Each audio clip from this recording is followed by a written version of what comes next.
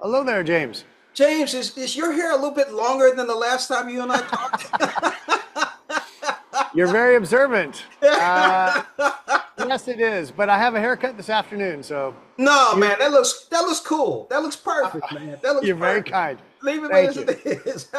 Today I have James Bell, head of corporate communications and public relations with Kia America, and he's here to talk about how Kia is helping to meet the growing demand for EV charging as more than 5.2 million EVs hit U.S. roads, particularly this summer. Good morning, James. How are you?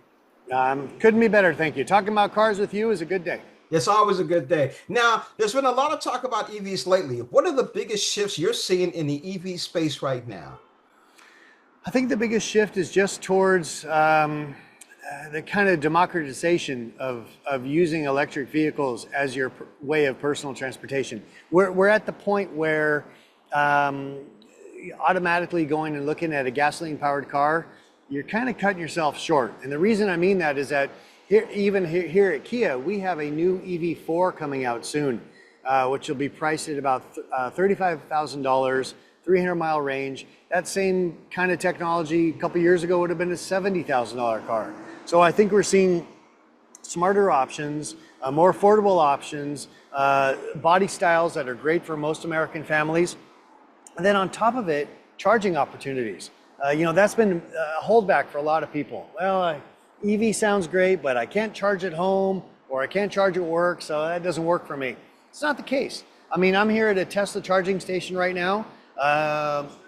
Kias are here, Mercedes are here, Fords are here, and of course Tesla. So the charging network is expanding greatly.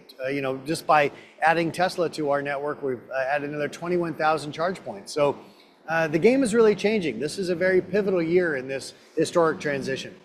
James, how has access to fast charging stations changed in the past year, and what challenges still remain? I think the biggest challenge is just making folks aware, and so that's why I appreciate being on your channel here, just to make sure people know that any preconceived notions they had about charging is just that. It's time to learn what the truth is, and that is that charging is readily available in many, many, many cities, and now growing across the country in more rural areas also. It's not going to be like gasoline stations on every corner yet, but it's getting there. And when you think back to just a couple years ago, it was a bit of a Wild West, and now that's getting all clean. He froze. What's interesting about this is we're seeing a lot of investment from petroleum companies, from gasoline companies as well. They're actually taking sections of their gasoline station properties and putting charging stations. That tells you something about where the future of this business is going. Well, I'll tell you what, James, you just missed it. Just about a minute and a half ago, an electric bus just came down the street right in front Oh, of the camera. That was very interesting. Perfect I timing. planned that for you, my friend. I Yeah, planned it for you. perfect timing. Now, what should EV owners know about using networks like these supercharging stations? I think the easiest word is just that, easy. Reason being is that when it comes time for a charge, in case if you own a Kia, you open up the ChargePoint app. It will then go through and find the local stations that are near you. It'll even tell you if the station has many charge points available. This Tesla station I'm at here is probably about 25 different stations. Maybe about half are being used right now. The app would tell me that. I arrive at the location, I back in, I plug it in, push a button on my phone, then I relax for 15 or 20 minutes and get a nice state of charge. Now, that's amazing. Now, how are automakers addressing EV driver concerns over range and long distance travel? Investment. It's all about investment. Having charging points available in key hubs for transit around the country, new battery chemistries that are less expensive to build, have more range available. It's all going on. But I do want to mention, though, that the average American drives about 25 to 35 miles a day. This new EV4 I mentioned, or the EV6 over my shoulder here, has over 300 miles of range. So you're probably going to be okay for several days living off one charge. So I think there's always that sense, there's something funny about the American car buying psyche that says, hey, I might just drop everything and need to drive to Las Vegas now.